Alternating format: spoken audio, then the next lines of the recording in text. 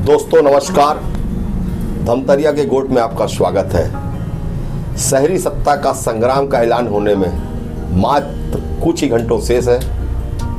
उसके बाद शहरी सत्ता को हथियाने दावेदार पुरजोर ढंग से अपनी दावेदारी करने में जुट जाएंगे। धमतरी नगर पालिक निगम का महापौर का पद सामान्य वर्ग के लिए आरक्षित निकला है। इस दावेदारी में भारतीय जनता पार्टी से युवा नेता देशांत लोढ़ा की भी मजबूत दावेदारी है। शहर के लोग चाहते हैं कि युवा नेतृत्व निगम की कमान संभाले। इसी मुद्दों को लेकर आज हमारे बीच देशांत जी लोढ़ा स्टूडियो पहुंचे हैं। सबसे पहले देशांत जी, आपका धमतरी गोट में स्वागत है। धन्यवाद। देशांत जी, कुछ ही दिनों में शहरी सत्ता का चुनाव का बिल्कुल बच जाएगा। धमतरी नगर पालिक निगम में महापौर पद के लिए आपका नाम प्रमुख दावेदारों में आया है। तो मैं चाहूँगा कि सबसे पहले आप अपना परिचय बताएं और मेरा एक सवाल भी उसके साथ है कि धमतरी नगर पालिक निगम के अंतर्गत आने वाले विकास विकार्डों में आपका विजन क्या रहेगा। अगर आपको पार्टी टिकट देती है, अगर आप महापौर बनते हैं, तो शहर विकास को लेकर आपकी योजनाएं क्या रहेगी, क्या प्रमुखताएं रहेगी, हमारे दर्शकों को बताएं आप। सर्वप्रथम आपका बहुत बहुत धन्यवाद कि आप लोगों ने इस कार्यक्रम में मुझे इनवाइट किया।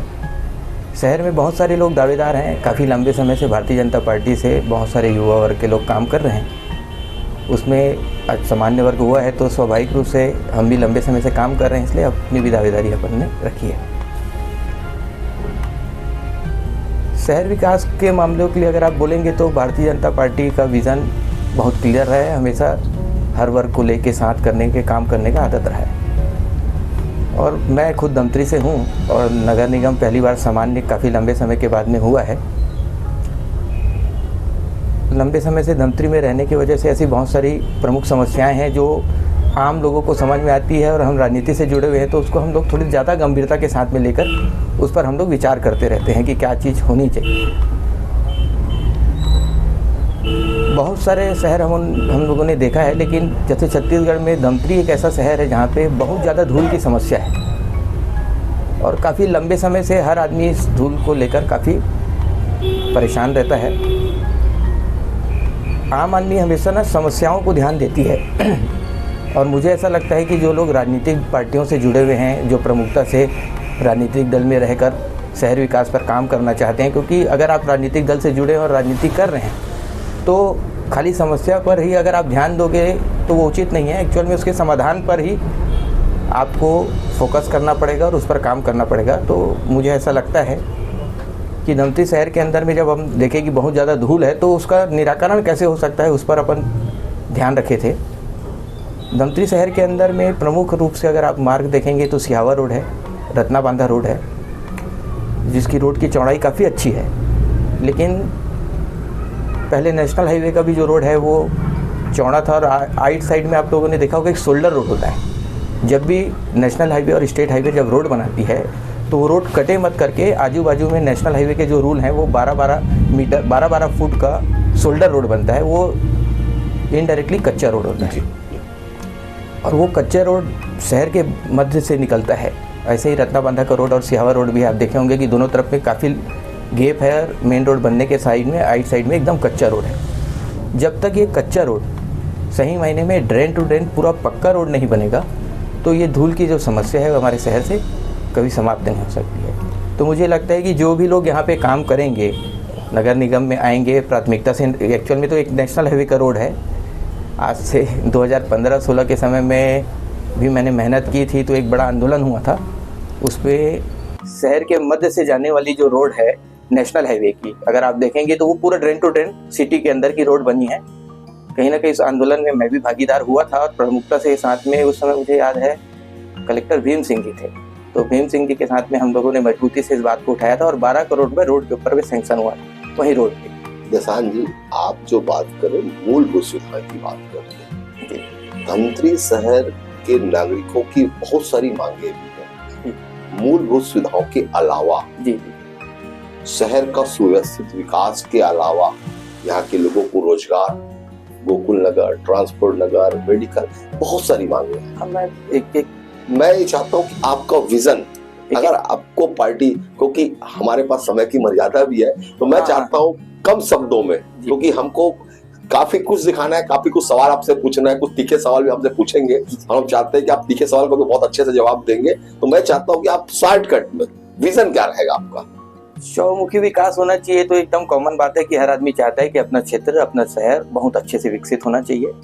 ड्रेनेज का बहुत लंबा प्रॉब्लम है, ड्रेनेज को लेकर भी बहुत अच्छे तरीके से पूरा प्लान करना चाहिए पूरे वार्डों का। एक्चुअल में देखिए, बीच में मैं देखा था कि कांग्रेस की गवर्नमेंट थी लास्ट ईयर, तो उन्होंने ड्रोन सर्वे करके रेवेन्यू जनरेट करने के लिए ड्रोन सर्वे करवाया था। उस ड्रोन सर्वे के माध्यम से अगर वो पैसा खर्च करके साथ साथ में शहर विकास के लिए, ड्रेनेज प्रॉब्लम के लिए भी अगर वो ड्रोन माध्यम से कौन से एरिया डेल है, कहाँ पे अच्छा होना चाहिए, उसको कहाँ से पानी का निकासी प्रॉपर बनना चाहिए, उस पर उनको वर्क करना चाहिए था। और इस वर्क में सबसे बड़ी महत्वपूर्ण भूमिका खाली निगम की नहीं होगी, इसमें आपको कहीं ना कहीं लोकल प्रशासन जो है, कलेक्टर के माध्यम से आसपास के गांव में जितना भी पानी हमारे यहाँ से निकलता है वो ग्रामीण क्षेत्र से टच में होता है, तो आपको वहाँ के आसपास के पंचायत के साथ में आपका टाई अप होना चाहिए, पीडब्ल्यूडी विभाग के साथ में आपका टाई अप होना चाहिए और कलेक्टर साहब के साथ टाई अप होना चाहिए। जब तीनों का टाई अप प्रॉपर बनेगा तब सही मायने में ड्रेनेज प्रॉब्लम को आप सॉल्व कर सकते हैं।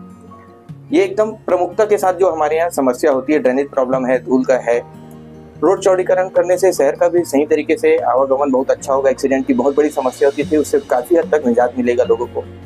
ट्रैफिक सिग्नल के भी आसपास में जो कुछ एरिया ऐसे हैं जिसको आपको व्यवस्थित करना पड़ेगा। निगम में रेवेन्यू जनरेट करके ही आप काम कर सकते हैं, तो कुछ काम आपको ऐसा करने का पड़ेगा जिससे आपका रेवेन्यू प्रॉपर तरीके से जनरेट हो, जिससे आम आदमी को तकलीफ भी ना हो। कम तकलीफ देकर आप रेवेन्यू जनरेट करें और उससे शहर को विकसित कर सकें। गोकुल नगर वाला आप बात कर रहे हैं कि स्वाभाविक रूप से शहर के अंदर बहुत सारे जानवर वाला जो विषय आता है रेगुलर, तो उसके आसपास के एरिया में जहाँ पे उनके साथ में अच्छे से कोऑर्डिनेट करके, क्योंकि उनका भी व्यापार चलता है, कोऑर्डिनेट करके एक अच्छा व्यवस्थित गोकुल धाम बनना चाहिए यहाँ पे। उस पर काम करना भी पड़ेगा, वो भी लोगों के साथ में, लोकल लोगों के साथ में अच्छा तालमेल करके आपको काम करना पड़ेगा, सही तरीके से वही विकास हो सकता है। कांग्रेसियों का मानना है कि भारतीय जनता पार्टी का बनाम 130-35 साल, बनाम हमारा 2 साल। भारतीय जनता पार्टी के कार्यकाल में कहीं भी शहर विकास को लेकर कोई ठोस योजना नहीं बन पाई। अगर अब की बार कांग्रेस को मौका मिलता है तो हम शहर का नक्शा बदलने का और शहर की तस्वीर बदलने का मांझा रखते हैं। उनका कहना है कि भारतीय जनता पार्टी को पर्याप्त समय मिला है। ये पक्की बात है कि निगम में, नगर पालिका हो चाहे नगर निगम में, भारतीय जनता पार्टी नेता ये नहीं बोल सकते कि समय नहीं मिला।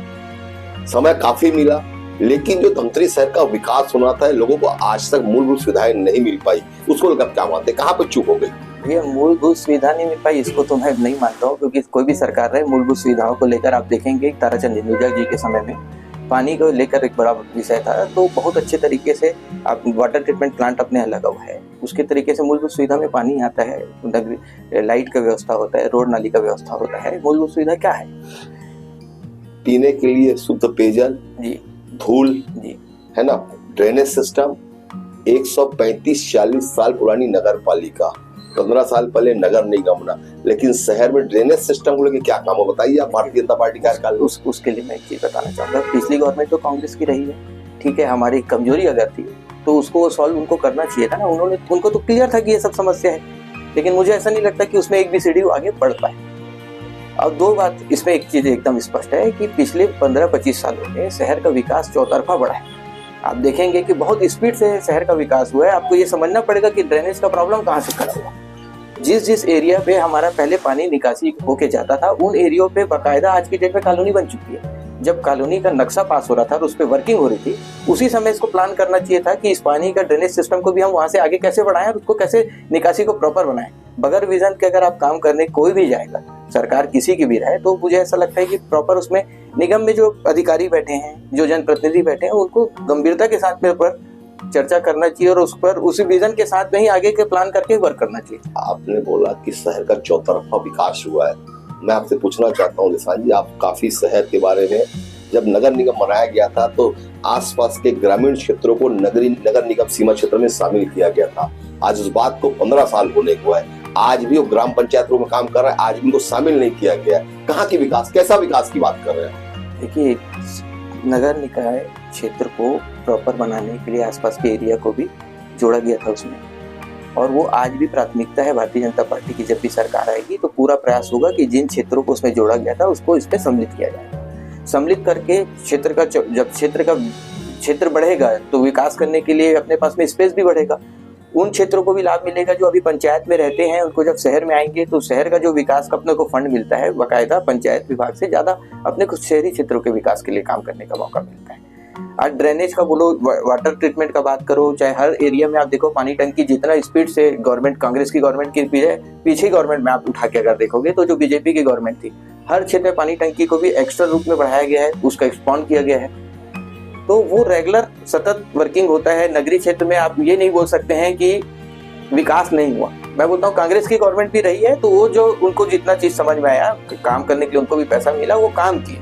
हर समय नगरीय क्षेत्र में पैसा भरपूर मिलता है, लेकिन विजन के साथ अगर आप काम करेंगे तो उसी पैसे से ज्यादा अच्छे से विकास का काम किया जाए। ऐसा मानते हो कहीं ना कहीं विजन की कमी रही है, चाहे जो भी जनप्रतिनिधि रहे, चाहे भाजपा के कांग्रेस के, विजन या उनके सोच की कमी रही, ऐसा मानते हैं आप? मैं ये इसलिए नहीं मानता कि किसी के पास में विजन की कमी रही, वो अब उनका व्यक्तिगत मामला है। लेकिन ये जरूर है, मेरा मानना जरूर है कि जो भी लोग जनप्रतिनिधि के रूप में वहाँ बैठते हैं उनको बाकायदा इस पर बहुत ज्यादा अध्ययन करना चाहिए और क्षेत्र के विकास के लिए, विकास के जो बजट आप जो पैसा खर्च कर रहे हैं वो इस टाइप से प्लान करके खर्च करें कि आने वाले 15 साल और 20 साल के बाद भी वो व्यवस्थित बना रहे।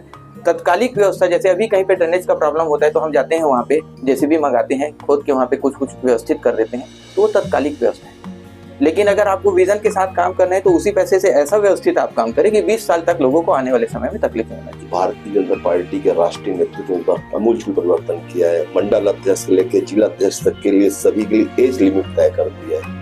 क्या अब आपको लगता है कि नगरीय क्षेत्रों में या जो भी चुनाव हो रहा है उस पर भी एज लिमिट या युवाओं को महत्व देना चाहिए? क्या लगता है आपको उसको लेकर? देखिए, पार्टी के अंदर में बहुत सारे लोग लगातार काम करते हैं। एज लिमिट का बात मैं जनप्रतिनिधि और चुनाव को लेकर मैं नहीं मानता हूँ, उसमें हर आदमी को मौका देना चाहिए, क्योंकि अगर वो सीनियर है हो सकता है उनके विजन और ज्यादा अच्छे, और ये भी नहीं पता मैं कि युवा है तो उसके पास में विजन नहीं होगा।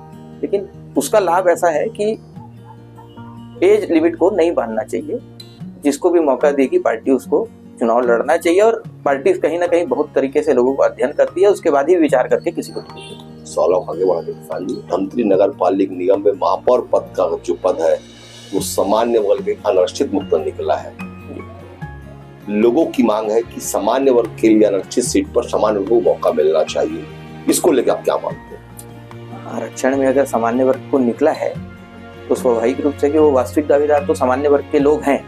लेकिन अगर कुछ क्षेत्रों में ऐसा लगता है कि सामान्य वर्ग के अलावा भी पिछड़े वर्ग से भी या अन्य वर्ग से भी कोई आदमी मजबूत दावेदार है और सही तरीके से अगर वो क्षेत्र के लिए विकास का काम कर सकता है और उस पर अगर पार्टी विचार करती है तो मेरे को लगता है कहीं गलत नहीं है, किया जा सकता है। पहली बार सत्ता सुख भोगने वाली कांग्रेस पे काफी भ्रष्टाचार के आरोप लगे हैं। पिछले 5 साल भ्रष्टाचार करके भारतीय जनता पार्टी के पार्षद नेताओं ने कई गंभीर आरोप लगाए हैं। 1 साल हो गया सुशासन की बात कर रहे हैं, लेकिन अभी तक ऐसा कोई काम, ऐसा कोई जांच, ऐसी कोई कार्रवाई नहीं हुई है जो जनता के जब बता सके कि कांग्रेस सरकार में भ्रष्टाचार हुआ। इसको लेकर क्या मानते हैं? कांग्रेस की कार्यकाल में मेरा ये मानना है कि अगर मेरे को मौका मिला तो भ्रष्टाचार के मामले में जो चीज किए हैं वो तो भुगतेंगे ही। मेरा पहला फोकस ये रहेगा कि शहर में कैसे अपन विकास का काम कर सकें। ये अलग बात है कि सतत प्रक्रिया में वो भी चलते रहेगा। अगर कोई भ्रष्टाचार का काम किया है, अगर वो उजागर होता है और एक्चुअल अगर भ्रष्टाचार किए हैं तो उन पर कार्रवाई हो। लेकिन विजन ये होना चाहिए कि मेरा ये मानना है कि जब भी लोगों को मौका मिले तो पहली प्राथमिकता रहती है कि जिस पद पर आपको बैठाया गया है और आम जनता ये विचार करके उनको बैठाती है कि भाई ये आएंगे तो सबसे पहली प्राथमिकता में विकास के काम को करेंगे, तो जो भी जनप्रतिनिधि यहाँ पर बैठेगा और बनेगा उनकी प्राथमिकता वो होनी चाहिए। लास्ट सवाल करूंगा मैं, आप अपनी दावेदारी को लेकर कितने असन्नित है? आपको क्या लगता है कि आपको पार्टी, आप बाकी दावेदारों के तुलना में आप ज्यादा परफेक्ट है, आपका विजन ज्यादा अच्छा है, क्या मानते हैं? नहीं, ऐसा कुछ नहीं है।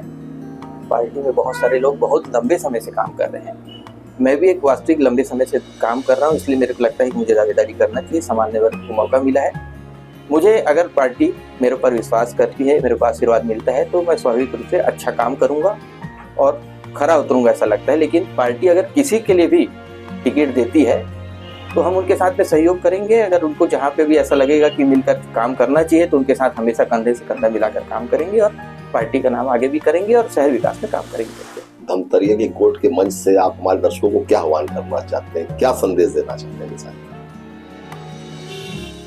मेरा ये मानना है कि कोई भी क्षेत्र में आदमी जब काम करता है राजनीतिक दल में, तो बहुत सारी ऐसी समस्याएं रहती है जिसको लोगों को मुखरता से उठाना चाहिए।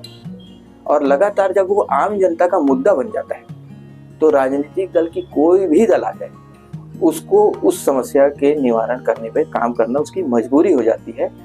तो हमेशा आम जनता, जो लोग समस्याओं को लेकर आगे आते हैं, उठाते हैं, और उन मुद्दों को जितना स्पीड से अगर आगे बढ़ाएंगे तो उस पर वास्तविकता से काम हो सकता है। देखिए, अब मुझे ऐसा लगता है धूल के मामले को मैं लंबे समय से उठाया था। मुझे ध्यान है कि आप चक्का जाम हुआ था सियावर चौक में, आपका नेतृत्व किया, तो मुझे ध्यान है।